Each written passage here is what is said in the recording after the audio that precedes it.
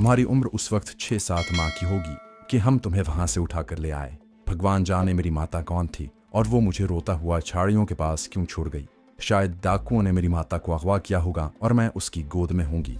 डाकू मुझे वहीं फेंक कर मेरी माता को उठा कर ले गए होंगे। मैंने जब होश संभाला तो मैं इन सपेरों में थी। तब से लेकर आज तक मैं इनमें रह रही हूँ। अच्छा, अब मैं चलती हूँ। मैंने कहा कि तुम हमें लेकर यहाँ से किस तरफ जाओगी और जिस तरफ तुम हमें लेकर जाओगी वहां से कोई शहर, रेलवे स्टेशन करीब होगा। उसने कहा, मुझे कुछ नहीं मालूम, ये सब कुछ तुम्हें खुद मालूम करना होगा। मैं तुम्हें खतरनाक जंगल से बाहर निकाल कर वापस आ जाऊंगी। अब मैं जाती हूँ, मेरा ज्यादा देर तक ठहरना ठीक नहीं। और वो चली गई। उसके बाद हमारे लिए वक्त गुजारना मुश्किल हो गया। बस बातें कर रहे थे, नींद भी नहीं आ रही थी। बनारस की लड़की नसीम बानो ने मुझसे मेरे बारे में पूछा कि मैं कौन हूँ और इनके जाल में कैसे फंस गया। मैंने उसे अपने बारे में सिर्फ इतना ही बताया कि बंबई से दिल्ली जा रहा था, सैलाब की वजह से बांडा शहर में रुक गया। सोचा जबलपुर से होता हुआ कानपुर के रास्ते दिल्ली चला जाऊंगा। ट्रेन में बैठा, आगे जाकर रेलवे लाइन बह जाने की वजह से ट्रेन खड़ी हो गई। मैं यूं ही सैर करने स्टेशन से निकल आया और इस सपेरन लड़की की माँ मुझे धोखे से बेहोश करके यहाँ ले आई। यूं ही बातें करते वक्त गुजरता चला गया। थोड़ी देर बाद मैं उठकर दिए की बत्ती ऊंची कर देता। आखिर सपेरन लड़की आ गई। उसके हाथ में पोटली थी। कहने लगी, मैं तुम्हारे लिए इसमें खिचड़ी डालकर लाई हूँ, रास्ते में जब भूख लगे तो खा लेना। मैंने उसे कहा कि अगर रात हो गई है तो हमें यहाँ से चल पड़ना चाहिए। सपेरन लड़की ने कहा, अभी सूरज गुरूब हुए थोड़ी देर ही हुई है, थोड़ा वक्त और बैठ जाओ, जंगल में पूरी तरह से अंधेरा हो लेने दो। उसने बताया कि सपेरे कल किसी नई मुसलमान लड़की और नए मुसलमान लड़के को पकड़ने के लिए निकलेंगे। मैंने उससे पूछा, ये सिर्फ मुसलमान लड़के और लड़कियों को क्यों पकड़ते हैं? वो कहने लगी कि हाँ, ये एक पुरानी रस्म चली आ रही है। ये हर साल की पहली अमावस की रात को नागमणि देवता के आगे एक मुसलमान लड़की और एक मुसलमान लड़के को कुर्बान करते हैं। इससे पहले ये कई मुसलमान लड़कियों और लड़कों को नागमणि देवता के आगे हलाक कर चुके हैं। तुम खुशकिस्मत हो और पहले मुसलमान हो कि यहाँ से बचकर जा रहे हो। मैंने दिल में सोचा कि इन लोगों को यहाँ जिंदा छोड़कर नहीं जाना चाहिए। मैंने सपेरे लड़की से कहा कि रात को ये सारे खूनी सपेरे कहाँ सोते हैं? उसने कहा कि जिस गार में तुम कैद थे और जहाँ नागमुनि देवता का बड़ा बुत है, सारे सपेरे उसी गार में अपनी अपनी कोठरियों में सोते हैं। मैंने उसी वक्त उन लोगों को नागमुनि देवता समेत बम से उड़ाने का फैसला कर लिया। टाइम बम मेरे पास मौजूद थे, मगर मैं खुद वहां जाकर उन्हें नहीं लगा सकता था। उस गार को तबाह करने के लिए मेरे च्युइंगम वाले 2 टाइम बम ही काफी थे। मेरा जहन तेजी से टाइम बमों को सांप के बुत वाले गार में लगाने की तरकीबें सोचने लगा। सपेरन लड़की रात होने का इंतजार करते हुए हमारे पास ही बैठी दूसरी लड़की से बातें कर रही थी और उसे हौसला दे रही थी। मैं सोच रहा था कि टाइम बम कैसे लगाया जाए। मैं खुद इन बमों को लगाने गार के अंदर नहीं जा सकता था। मुझे सपेरों की मौजूदगी से कोई खतरा नहीं था। इन सब से मैं अकेला कमांडो ही निमट सकता था।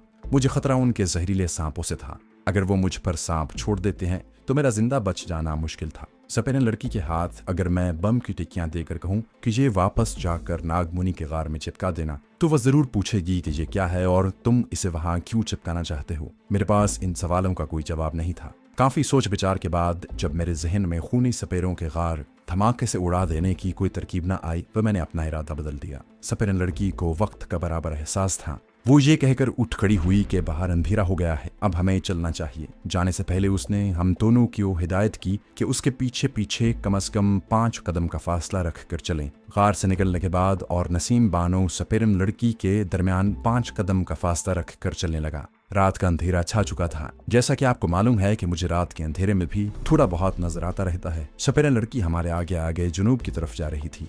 वो एक तरफ नीचे को उतर गई, हम भी उसके पीछे पीछे उतर गए। उस खाई की दीवारें 3 अतराफ में काफी ऊंची थीं। सिर्फ एक रास्ता बना हुआ था। सपेरन लड़की हमें लेकर खाई से भी निकल आई। इसी तरह खेतों, घास के मैदानों, खड्डों, खाइयों और दरख्तों के घने झुंडों में से गुजरते हुए हम एक खुली जगह पर आ गए। आसमान बड़ा खुला खुला था। सितारे चमक रहे थे। जहाँ आकर घने दरख्तों के झुंड खत्म हो जाते थे। सपेरन लड़की रुक गई। जब मैं और नसीम बानो चलते चलते उसके करीब आए तो वो कहने लगी, जहाँ सपेरों के जंगल की सरहद खत्म होती है, आगे तुम खुद ही जाओगे और खुद अपना रास्ता तलाश करोगे। मैंने उसे कहा, क्या आगे कोई शहर है? वो कहने लगी, मैं बहुत देर हुई एक बार माता के साथ उस तरफ गई थी। मुझे याद है जहाँ से आगे हमने बैलगाड़ी में सफर किया था। फिर मैंने रेलगाड़ी देखी थी। उसके आगे एक गांव आया था। मेरी माता उस गांव में अपने किसी रिश्तेदार से मिलने गई थी। वही गांव कहीं आगे आता है। मैंने सपेरन लड़की का शुक्रिया अदा करते हुए कहा, तुमने हमारे साथ जिस हमदर्दी का सलूक किया है उसके लिए मैं और मेरी मुंह भोली बहन नसीम बानो, हम दोनों तुम्हारा शुक्रिया अदा करते हैं। सपेरन लड़की ने आसमान की तरफ देखा। अब तुम वक्त खराब न करो, मुझे वापस भी जाना है। पीछे किसी को शक पड़ गया तो वो मुझे जिंदा नहीं छोड़ेंगे, जाओ। इतना कहकर सपेरन वापस मुड़ी और तेज तेज कदमों से चलती जहां दरख्तों के झुंड से आई थी वहीं गायब हो गई। अब मेरा और बनारस की लड़की नसीम बानो का सफर शुरू हो गया। उस बेचारी ने कहा इस किस्म के सफर किए थे। सितारों की थोड़ी थोड़ी रोशनी और रास्ते में कभी कोई खाई आ जाती, कभी कोई बरसाती नाले से गुजरना पड़ता, कभी ऊंची ऊंची झाड़ियां शुरू हो जाती। लड़की थोड़ी दूर चलती तो डर कर बैठ जाती कि अंधेरे में उसे कोई सांप ना काट ले। मैं उसे हौसला देता, उसकी हिम्मत बंधाता और ये खौफ भी दिलाता कि हो सकता है खूनी सपेरे हमारे ताक़ुब में लगे हों। वो जल्दी से उठकर दोबारा चलने शुरू कर देती। अभी तक मुझे वहां कोई पगडंडी वगैरह नहीं मिली थी जिससे ये पता चलता कि आगे कोई गांव वगैरह है। जिस तरह सपेरन लड़की ने हमें चलने को कहा था, हम उसी रुख पर आहिस्ता आहिस्ता चले जा रहे थे। काफी देर तक चलने के बाद झाड़ियां और ऊंची ऊंची घास खत्म हो गई तो मुझे खेतों में खड़ी फसल नजर आई। मेरी निगाहें अंधेरे में भी खेतों को पहचान लेती थी। इसका मुझे काफी तजुर्बा हो चुका था। हम जरा करीब हो गए तो वाकई वो जवार या बाजरे की फसल थी। मैंने लड़की से कहा आगे कोई ना कोई गांव जरूर होगा, वहां से कोई पक्की सड़क शहर को भी जाती होगी। वो सांस लेकर बोली, भाई हम किस तरफ जा रहे हैं, कहीं हम रास्ता तो नहीं भूल गए? लेकिन हम रास्ता नहीं भूले थे। आगे एक गाँव आ गया जिसके मकानों पर रात का अंधेरा छाया हुआ था। बस मकानों के खाके ही दिखाई दे रहे थे। ये सारा मैदानी इलाका था। पहाड़ियां टीले पीछे रह गए थे। पगडंडी चौड़े कच्चे रास्ते में तब्दील हो गई थी। हम गांव के पहलू से गुजरे तो दूर बिजली के खंभों की रोशनी नजर आई। मैंने लड़की से कहा वो देखो ये पक्की सड़क की रोशनियां हैं। ये सड़क जरूर किसी शहर को जाती है। कौन सा शहर आएगा, बनारस तो बहुत दूर है। हम किसी न किसी तरह चलते चलते पक्की सड़क पर आ गए। सड़क बिल्कुल खाली थी। हम उसके किनारे एक जगह बैठकर थकान उतारने लगे। लड़की बहुत ज्यादा थक गई थी। हम देर तक वहां बैठे रहे। इस दौरान वहां कोई गाड़ी या ट्रक न गुजरा। मैं भी नाउम्मीद हो गया था तो सोचा कि मशरिक की तरफ चल पड़ते हैं। आगे कोई ना कोई कस्बा जहां गांव जरूर आएगा। इतने में पीछे से किसी मोटर गाड़ी के हॉर्न की आवाज आई। मैं वहीं रुक गया। पीछे देखा किसी गाड़ी की रोशनी सड़क पर पड़ रही थी। गाड़ी अभी दूर थी कि सड़क के बीच में आकर खड़ा हो गया और गाड़ी को रोकने के लिए दोनों बाजू हिलाने लगा। गाड़ी करीब आकर रुक गई। अब लड़की नसीम बानो भी मेरे पास आ गई थी। ये गाड़ी फौजी ट्रक था। एकदम मुझे ख्याल आया कि मुझसे कहीं गलती तो नहीं हो गई। फौजी ट्रक मेरे लिए खतरा बन सकता था, लेकिन उस वक्त मैंने परवाह न की। ट्रक में से सिख फौजी बाहर निकला और पंजाबी नुमा उर्दू में बोला, कौन हो तुम, इधर क्या कर रहे हो? मैंने उसे कहा कि ये मेरी बहन है। हमारे गांव में सैलाब आ गया था, जान बचाकर भागे हैं। माता पिता से बिछड़ गए और इधर आ निकले हैं। हमें आगे किसी गांव में पहुंचा दीजिए। सिख फौजी बोला, आगे गांव नहीं है, रेवा है। चलो बैठो ट्रक में। हम जल्दी से दौड़कर ट्रक के पीछे बैठ गए। ट्रक बिल्कुल खाली था। मैंने लड़की से पूछा, ये रेवा कोई कस्बा ही हो सकता है, वहाँ कोई रेलवे स्टेशन भी हो? लड़की कहने लगी, रेवा तो शहर है। मेरी अम्मी जी ने एक बार उस शहर का जिक्र किया था। ये और भी अच्छी बात थी। 1 घंटे के सफर के बाद फौजी ट्रक ने हमें रेवा पहुंचा दिया। ये वाकई एक शहर था, अगरचे छोटा शहर था। रात के वक्त बाजार सुनसान पड़े थे। मैंने सिख फौजी से कहा, सरदार जी हमें स्टेशन पर उतार दें, आपकी बड़ी मेहरबानी होगी। सिख फौजी ने हमें स्टेशन पर पहुंचा दिया। स्टेशन के गेट के ऊपर अंग्रेजी और उर्दू में मोटे लफ्ज में रेवा लिखा था। रात काफी गहरी हो चुकी थी। स्टेशन पर चंद एक मुसाफिर ही ड्योढ़ी में पड़े थे। हम भी वहां जाकर बैठ गए। मैंने लड़की से कहा, तुम जहाँ बैठो, मैं किसी से पूछता हूँ कि जहाँ से बनारस किस तरफ है और कोई गाड़ी जहाँ से बनारस जाती है या नहीं। मुझे एक पुली मिल गया। मैंने उससे पूछा कि बनारस को जाने वाली गाड़ी किस वक्त जाएगी। वो कहने लगा, यहाँ से कोई गाड़ी बनारस नहीं जाएगी। 1 घंटे के बाद एक गाड़ी आएगी, वो तुम्हें मिर्जापुर पहुंचा देगी। मिर्जापुर से बनारस के लिए दूसरी गाड़ी पकड़ लेना। मैंने वापस आकर मिर्जापुर के 2 टिकट ले लिए। 1 घंटे बाद वाकई एक ट्रेन आ गई। मैं और नसीम बानो ट्रेन में सवार हो गए। उस गाड़ी ने दूसरे दिन सुबह सुबह हमें मिर्जापुर पहुंचा दिया। मिर्जापुर पहुंचकर पता चला कि बनारस वहां से थोड़ी दूर ही है। ये इलाका मेरे लिए अजनबी इलाका था। बहरहाल मिर्जापुर हमें एक गाड़ी कुछ देर बाद मिल गई, जिसमें बैठकर हम बनारस की तरफ चल पड़े। बनारस एक पुराना और गंदा शहर था। स्टेशन भी मुझे पुराना लगा। इंडिया के हर सूबे में गंदे मंदे नंगे और नीम नंगे साधु लोग जगह जगह चल फिर रहे थे। बनारस दरियाए गंगा के किनारे आबाद है। वैसे भी बड़ा पुराना शहर है। शहर की गुंजान हिस्सा बेहद गंदा, ऊंची नीची गलियां थीं। कई गलियों में पत्थर की सीढ़ियां चढ़कर दाखिल होना पड़ता था। मैं बानो को दरिया किनारे वाली बस्ती में उसके घर ले गया। उसके माँ बाप और छोटे बहन भाइयों ने नसीम बानो को देखा तो सब रोने लगे। मैंने उन्हें कहा कि आप लोग किस लिए रो रहे हैं? खुदा का शुक्र अदा करें कि मैं आपकी बच्ची को सालिम भेड़ियों के जंगल से निकाल कर ले आया हूँ। नसीम बानो भी हर एक के गले लगकर ज़ारो कतार रो रही थी। कुछ तो हम लोगों के हालात ऐसे होते हैं कि रोने धोने से बहुत वास्ता पड़ता है। कुछ वैसे भी हमें रोने का बहुत शौक है। खुशी और गम दोनों मौकों पर हम रोते हैं। मैंने नसीम बानो के वालिद को, जो अभी घर पर ही था और दुकान पर नहीं गया था, सारी कहानी सुनाई। वो दुकानों को हाथ लगाकर बार बार आसमान की तरफ देखते और खुदा का शुक्र अदा करते। मैंने कहा, अब मुझे इजाज़त दीजिए, मैंने आपकी अमानत आपके पास पहुंचा दी। वो लोग मुझे जाने नहीं दे रहे थे, मगर मेरा वहां ठहरना बेकार था। मैं वहां से चला सीधा स्टेशन पर आ गया, वहीं नाश्ता किया और 2 घंटे बाद एक ट्रेन में सवार होकर दिल्ली की तरफ रवाना हो गया, जो मेरा असल टारगेट था। दिल्ली बनारस से बहुत दूर था। रास्ते में कानपुर का स्टेशन आया, फिर सुल्तानपुर, उसके बाद लखनऊ का मशहूर शहर आ गया। यहाँ गाड़ी को देर तक रुकना था। मैं प्लेटफॉर्म पर उतर गया। मेरी छठी हिस्स एक बार फिर बेदार हो गई।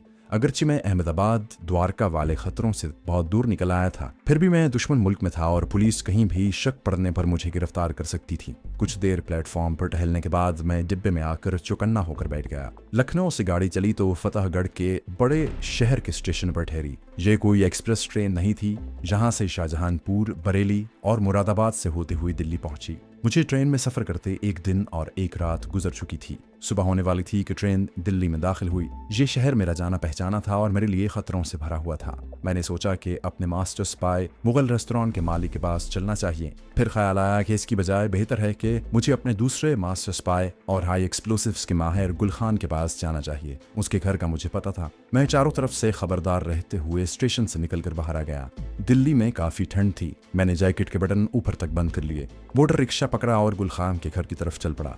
मैं उस आबादी में आ गया जहां एक गली में वो रहता था। उसने मुझे देखा तो ऊपर से नीचे तक देखता रह गया, फिर मुझे अपने मकान में ले गया। कहने लगा, तुम इतने दिन कहाँ रहे? श्रीनगर से शेरवान ने आदमी भेजकर तुम्हारा पता पूछा था। तुमने द्वारका और मडघाट में जो कारनामा सरंजाम दिया है उसकी हमें बड़ी खुशी है। गुल खान ने मेरे लिए चाय बनवाई। मैंने उसे शुरू से लेकर आखिर तक अपनी सारी रुदात बयान की। कहने लगा, तुमने एक मुहिब्बे वतन कमांडो होने का हक अदा कर दिया है। फिर बोला, मुझे वो ब्लूप्रिंट दिखाओ जो तुम इसराइली एजेंट के कागजात से नकल कर लाए हो। मैंने अपने बाजू के साथ बंधा हुआ ताबीज उतारा। उसमें से प्लास्टिक के लिफाफे में लिपटा हुआ वो कागज निकाल कर गुल खान के सामने रख दिया। वो उसे गौर से देखने लगा। काफी देर तक उसे देखता रहा, फिर बोला, ये भारत में किसी एटमी रिएक्टर का नक्शा है और ये रॉकेटों और मिसाइलों के खाके। इसका मतलब है कि इंडिया की हुकूमत कश्मीर और पाकिस्तान के खिलाफ इस्तेमाल होने वाले रॉकेट और मिसाइल बनाने की तैयारियां कर रही है। मैंने उसे पूछा, क्या तुम इस ब्लूप्रिंट से पता चला सकते हो कि ये एटमी रॉकेट और मिसाइल किस जगह पर बन रहे हैं? जहां एक तरफ अंग्रेजी में बम्बई लिखा हुआ है। मेरा ख्याल है बम्बई में जो इंडियन हुकूमत ने एटमी रिएक्टर लगाया है, ये रॉकेट मिसाइल उसी जगह तैयार होंगे। गुल खान कहने लगा, इस बारे में मैं सही तौर पर कुछ नहीं कह सकता। हमारा एक आदमी न्यूक्लियर फिजिक्स का माहिर है, उसने न्यूक्लियर फिजिक्स का पूरा कोर्स किया हुआ है, वही हमें ये ब्लूप्रिंट देखकर बता सकेगा। उससे कहाँ मुलाकात हो सकती है? गुल खान ने कहा, हम उसके पास नहीं जा सकते। मैं आज रात को उसे यहाँ बुला लूंगा। तुम ये ब्लूप्रिंट अपने पास संभाल कर रखो। मैंने कहा, तुम्हारे तैयार किए हुए च्युइंगम बमों ने बड़ा काम दिखाया। द्वारका फोर्ट का असलहे का जखीरा उन्हीं टाइम बमों ने पूरा उड़ा दिया था। गुल खान बोला, हमने जहां अखबारात में सब कुछ पढ़ लिया था। मैंने कहा, मडघाट स्टेशन पर फौजी असलहे की ट्रेन भी इन्हीं टाइम बमों की मदद से हमने उड़ाई थी। करीम भाई भी मेरे साथ ही था। गुल खान कहने लगा, करीम भाई सच्चा दीनदार मुसलमान और निडर मुजाहिद है। वो तुम्हारी तरह तरबियत याफ्ता कमांडो तो नहीं, लेकिन बड़ा बहादुर आदमी है और इस्लाम और पाकिस्तान के नाम पर तो वो हर वक्त जान कुर्बान करने पर तैयार हो जाता है। मैंने कहा, मैं आती दफा उससे भी अहमदाबाद में नहीं मिल सका। रॉ के चीफ पांडे के बंगले पर एकदम पुलिस का छापा पड़ गया और मुझे बंगले की पिछली खरीदी से कूद कर फरार होना पड़ा। गुल खान ब्लूप्रिंट पर नजरें जमाते हुए बोला, तुम्हारा फरार होकर सैलाब की जद से बांडा पहुंच जाना बड़ा मुफीद साबित हुआ। तुम वहां ना पहुंचते तो इसराइली एजेंट का ये कीमती ब्लूप्रिंट कभी तुम्हारे हाथ ना आता। मैंने मुगल रेस्तोरां वाले अपने स्पाई मास्टर का पूछा तो गुल खान बोला, तुमने बड़ा अच्छा किया कि स्टेशन से सीधा मेरे पास आ गए। मुगल रेस्तोरां पर 2 रोज पहले ही छापा पड़ा था और पुलिस हमारे मास्टर स्पाई को गिरफ्तार करके ले गई है। किसी ने मुखबरी की होगी या हमारे मास्टर स्पाई से कोई भूल हो गई होगी। उसे पुलिस ने दिल्ली में रखा हुआ है या यहाँ से बाहर किसी टॉर्चर कैंप में मुंतकिल किया गया है। मेरे इस सवाल पर गुल खान ने कहा, हमें कुछ नहीं मालूम हो सका और हमें इस बारे में मालूमात हासिल करने की जरूरत भी नहीं है। हमें पीछे नहीं आगे की तरफ देखना है। इतना हमें यकीन है कि हमारा कोई भी मास्टर स्पाई पकड़े जाने की सूरत में इंतहाई अजियतनाक तशद्दुद के बावजूद हम में से किसी का नाम और ठिकाना नहीं बताएगा। वो मर जाएगा लेकिन जबान नहीं खोलेगा। गुल खान ने रॉकेटों वाला ब्लूप्रिंट संभाल कर रख लिया। कहने लगा, मैं अपने आदमी से मिलने जाता हूँ। ब्लूप्रिंट मैं साथ नहीं ले जा रहा। कोशिश करूंगा कि वो रात को यहाँ मेरे मकान पर आ जाए। मैंने पूछा, उसका नाम क्या है और क्या उसके पीछे इंटेलिजेंस पुलिस लगी है? गुल खान ने कहा, ऐसी कोई बात नहीं है। वो गवर्नमेंट ऑफ इंडिया के एक साइंसी इंस्टीट्यूट में एक अहम ओहदे पर काम कर रहा है, लेकिन चूंकि उसका राब्ता हम लोगों से है और वो कश्मीरी मुजाहिदीन और पाकिस्तान का फिदाई है, इसलिए उसे बड़ा मोहतात होकर रहना पड़ता है। गुल खान ने मुझे उसका नाम बताया। उसका फर्जी नाम आप जमशेद कह लें। बुलखान न्यूक्लियर फिजिक्स के प्रोफेसर जमशेद से मिलने चला गया।